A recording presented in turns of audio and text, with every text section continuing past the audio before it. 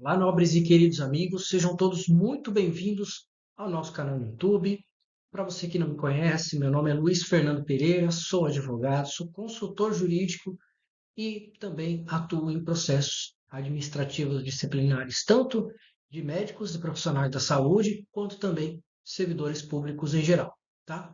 E além disso, atuo na área jurídica por muito tempo em diversas áreas do campo jurídico, tá? Então, uma breve introdução, nós vamos explorar sobre esse tema aqui que você lê, né? Defesa de médicos, tá? Defesa médica nos processos éticos disciplinares. Talvez seja um dos temas de grande importância que muitas pessoas desconhecem como funciona o sistema dos processos ético-disciplinares ou ético-profissionais no Conselho Regional de Medicina perante os CRMs. E isso, sem sombra de dúvidas, o exercício da medicina, introdutoriamente, a gente vai dizer aqui que exige não apenas uma competência técnica, mas de uma elevada extensão dos padrões éticos. E nesse vídeo nós vamos explorar alguns pontos como se diz respeito ao seu funcionamento, quanto à sua estrutura na defesa. A gente vai falar algumas coisas preventivas também, para evitar processos éticos, ético-disciplinares ou éticos profissionais. Muitas pessoas falam o termo PEP, né? Processo ético profissional. Mas aqui nós vamos explorar, e inclusive esqueci de mencionar que eu também sou advogado da Ativo, né, do CRM do Estado de São Paulo e também de Santa Catarina. E aqui também eu faço algum compartilhamento de informação daquilo que está dentro do meu campo de atuação profissional, certo? Então vamos lá para os nossos slides. Primeira pergunta que se faz, né? O que é um processo ético disciplinar? Vou pegar aqui minha canetinha e vamos colocar o que é um processo ético disciplinar, ou profissional, tá? É o mesmo termo, né? Então, é um processo administrativo que ele é conduzido pelos próprios conselhos regionais de medicina, né? E visa o quê? O objetivo é apurar, né, as irregularidades, né, previstos, né? Ele é realizado pelos conselhos e ele vai avaliar se o médico infringiu ao Código de Ética Médica, né? E aí o objetivo seria esse, apurar as infrações do SEM, né? O SEM seria o Código de Ética Médica, tá? Em seguida, qual é a origem, né? Qual é a origem dos processos? Seriam denúncias de pacientes, colegas ou de ofício pelo próprio Conselho de Ética, tá? Então, cumpre destacar aqui que o objetivo do processo não é punir indiscriminadamente, mas sim proteger a sociedade e garantir que a prática médica seja conduzida de forma ética, né? Então, dentre os principais tipos de condutas apurados pelos conselhos, seria a negligência médica, a imprudência e a imperícia, né? E ainda assim nós temos a violação de sigilo médico, algo que foi muito disseminado depois ainda dessa questão da aplicação, né, de outras legislações em vigor, né, principalmente do sigilo profissional e também voltado à parte tecnológica, que as pessoas deverão se preocupar com relação à coleta de dados, né, coleta de dados. Então seria um dos pontos importantes. Além disso, nós temos a publicidade irregular, que também pode gerar um processo ético em face de um médico. Então, seria essas questões que são muito comuns, né? Em atos de negligência, imprudência e perícia, resumidamente, a violação do sigilo médico e também a publicidade irregular, né? Todos esses processos ele têm uma natureza administrativa, né, que podem ter impactos significativos na carreira do médico ou a médica. Então, aí nós fizemos essa base aqui, né? Agora a gente vai falar sobre a estrutura jurídica e normativa dos conselhos, né? Como que funciona, tudo. Você vai ter, inclusive, por dois aspectos principais aqui, né? Primeiro, o artigo 5º da Constituição Federal, ele garante a todos os cidadãos o seu direito. Que direito seria esse? Direito do contraditório e da ampla defesa, e demais princípios tidos como fundamentais que visa assegurar o acesso à justiça no processo, o acesso que todos tenham esse direito a essa paridade de armas, né, no processo, né? Então, nós temos também a resolução do CFM, do Conselho Federal de Medicina, número 2145, né? E também nós temos a resolução 2117 de 18, né? Então, algumas resoluções que estabelecem sobre os princípios que regem a conduta médica, tá? E ainda essa outra resolução que eu menciono aqui, que eu já falei aqui, 2145 de 2006, que ele estabelece sobre as normas processuais específicas para casos éticos, né? Embora o processo seja administrativo, os princípios, né, os impactos podem ser aprofundados, né, podem ser profundos, afetando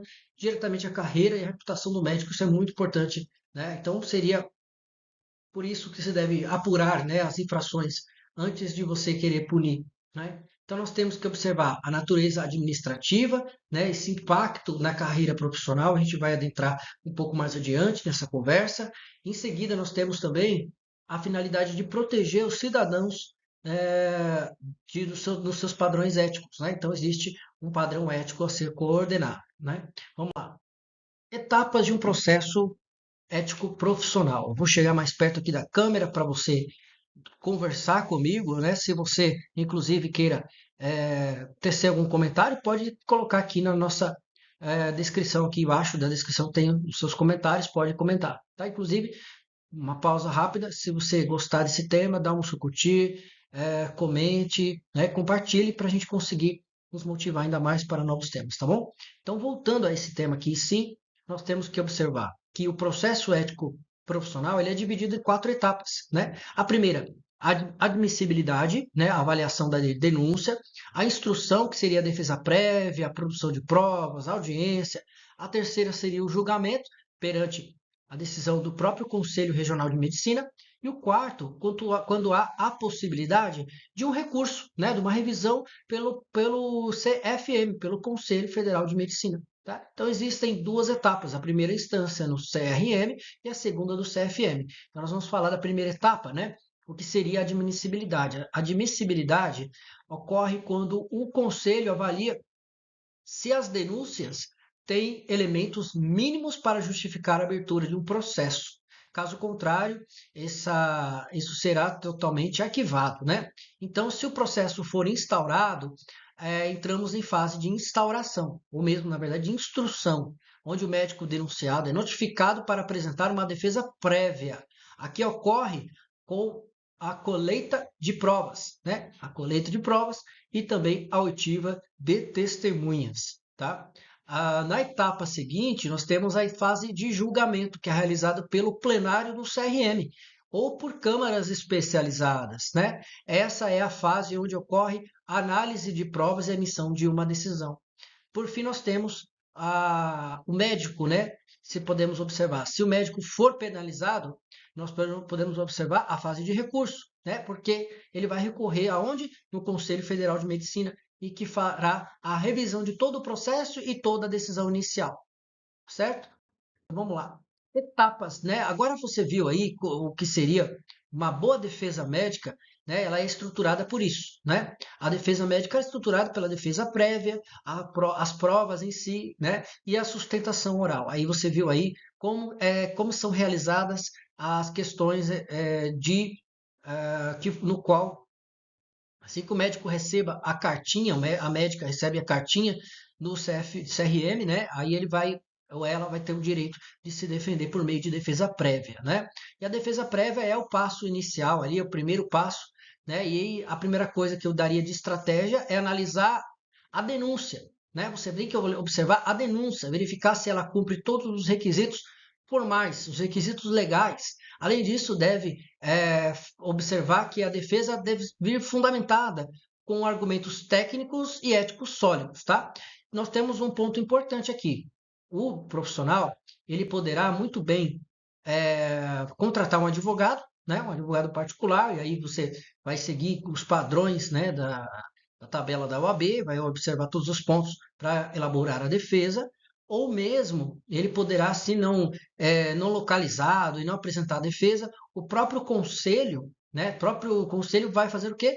Ele vai, na verdade, ele vai nomear, né, um profissional, um advogado dativo, né? Cada estado tem suas regras. No estado de São Paulo, você faz um cadastramento, todo ano eles fazem um cadastramento, credenciamento, melhor dizendo, e aí ele vai contratar de fato não, ele vai ficar disponível aquela pessoa e vai ser sorteada para fazer a defesa desde o começo do processo, onde o processo parar, não é? Às vezes há o abandono dos advogados no processo e aí assume o advogado dativo, tá? Mas isso é fundamental dizer que há uma grande diferença no processo quando realizado por advogado dativo, muitas coisas se querem são analisadas com mais profundidade, porque não tem um acesso direto com o médico, né? Eu mesmo faço defesas, já fiz defesas de processos éticos profissionais em que eu não tenho acesso ao médico, mesmo que tenha um contato telefônico, eu tento conversar e não consegue obter mais detalhes do caso. Então, existe uma questão problemática aí, na questão de provas materiais. Né? Inclusive, falando sobre provas, nós temos aí a apresentação de provas documentais que ela é crucial para o processo. Né? Nós temos que tipos de documentos, né? Nós temos aí os prontuários médicos, os laudos periciais, os exames e testemunhos que demonstrem que a conduta do médico estava alinhada com seus padrões éticos. Isso, sem sombra de dúvidas, sem provas, não há que contestar, tá? E, por fim, nós temos a sustentação oral. No julgamento da sustentação oral, é a oportunidade de reforçar que os argumentos de defesa, eles já são esclarecedores para dúvidas do próprio plenário, né? É importante ser claro, objetivo e técnico. Sem sombra de dúvidas, defender por meio de um profissional, isso fará uma grande diferença. Penalidades, né? Isso aqui impacta em muito, né? Inclusive, penalidades e os impactos são fundamentais que a gente estudar, é a parte que mais nos deixa triste, porque pode ser que há injustiças, há situações de arbitrariedades, né, por parte do acusador, e aqui nós vamos estabelecer alguns pontos, pelo menos aqui, sobre as penalidades e os impactos, tá? Primeiro, as penalidades elas são aplicadas que elas podem variar de acordo com a gravidade da infração, né? E aqui nós temos a advertência confidencial, né? Advertência, e há uma sanção leve, não há uma divulgação pública, né? Nós temos a censura, né? A censura ela pode ser tanto confidencial, apenas as partes ali envolvidas, ou mesmo pública, a depender da decisão do próprio Conselho Regional de Medicina. Em seguida, nós temos a suspensão, que seria o impedimento para o exercício profissional de até 30 dias, né? E por fim seria a penalidade mais grave, que é a cassação do registro. É a penalidade mais grave que resulta na retirada definitiva do registro profissional. Lembrando que não há uma reabilitação, inexiste assim lá no processo criminal, não inexiste aqui no processo administrativo uma reabilitação. A pessoa condenada, ela vai ter que refazer todo o trâmite para retomar as suas atividades, vai ter que fazer toda a faculdade e assim por diante, porque perdeu, foi cassado, vai ter que começar a vida médica do zero, tá? Incluindo a parte acadêmica lá na frente, né? Lá para trás, né? Você vai voltar tudo. Então essas penalidades aqui, elas têm um impacto profundo na carreira do médico, especialmente na cassação que impede a prática profissional, né? Isso sem sombra de dúvidas, isso se uma defesa bem estruturada, ela é essencial para que cuide, né, por evitar uma cassação, ou mesmo suspensão, censura, ou mesmo até advertência, tá? Os impactos é, de fato, a reputação, a relação com os pacientes e as limitações profissionais. Isso, sem sombra de dúvidas, isso acarreta efeitos negativos, né, em relação a esse ponto. E o que eu tenho para dizer? Vamos lá. Agora, a parte que se trata de prevenções, né, seria a melhor defesa é a prevenção, né? Aqui estão algumas situações aqui sugeridas, né, por nós em relação às condutas, né? E aqui evitam-se que hajam processos éticos ou até mesmo denúncias. Primeiro, a primeira coisa aqui seria a comunicação transparente, né? O médico deverá esclarecer aos pacientes sobre diagnósticos, tratamentos e prognósticos. Isso é uma comunicação eficiente, isso tem que ser aplicado no dia a dia. Em seguida, os relatórios médicos eles deverão estar devidamente detalhados. Deverá manter prontuários completos, toda a documentação, seguindo em consonância a LGPD, Lei Geral de Proteção de Dados. Sempre, até eu falei um vídeo relacionado a compliance no setor da saúde. Se você quiser depois, eu posso compartilhar aqui embaixo, aqui, depois posso deixar, porque tem relação direta, né? Questão de prevenção, né? Você ter uma equipe, um advogado que possa ajudar você a evitar processos, tá? Não somente isso, mas diversas outras áreas, tá? Mas isso aqui, a parte infrações disciplinares, é uma coisa muito complicada, né? Então, essas documentações que são elementos cruciais num processo, numa defesa, numa eventual defesa do face do médico, tá? A comunicação, claro, eu deixei já estabelecido que ela também, caso haja dúvidas de pacientes, você deve ser um pouco bem mais empático, ser mais objetivo, né? Isso é muito importante. Aí nós temos também a atualização profissional, né? Você deve estudar regularmente as normas éticas e também as questões éticas médicas, nas técnicas médicas também, porque você vai conseguir garantir que o seu futuro consiga ter um sucesso, não ter nenhum tipo de problema ético-disciplinar, tá? Em seguida, eu deixei aqui a publicidade, né? A publicidade médica, ou nesse caso, quando há um desrespeito às normas do Conselho Federal de Medicina, como, por exemplo, promessas irreais, autopromoção excessiva, vai abrir um processo, vai abrir uma sindicância, né, para apurar a situação a partir de uma denúncia, né? Então, seria mais ou menos isso. Bom, é, encerrando nossa conversa, né, curtíssima aqui, eu gostaria de reforçar e compreender que as pessoas possam buscar os seus direitos na esfera administrativa também, e ela é uma esfera autônoma, né? Então isso é importante mencionar que a pessoa pode responder no processo ético profissional e ainda responder no processo judicial, sei lá, seja numa esfera civil ou criminal, né? Então existe uma questão muito importante.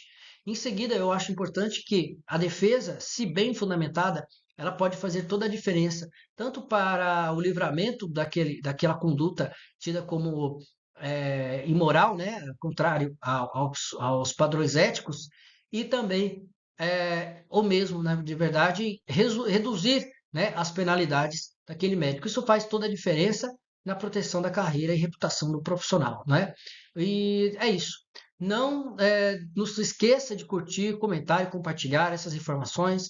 Ela pode que possa, de fato, compartilhe com seus colegas esse conteúdo. Eu espero ter ajudado aqui com algumas questões, né? E aí, se você tiver crítica, dúvida ou mesmo sugestão, pode entrar em contato comigo nas minhas redes sociais ou aqui mesmo no nosso canal no YouTube, tá bom? Vejo vocês nos próximos vídeos e um forte abraço.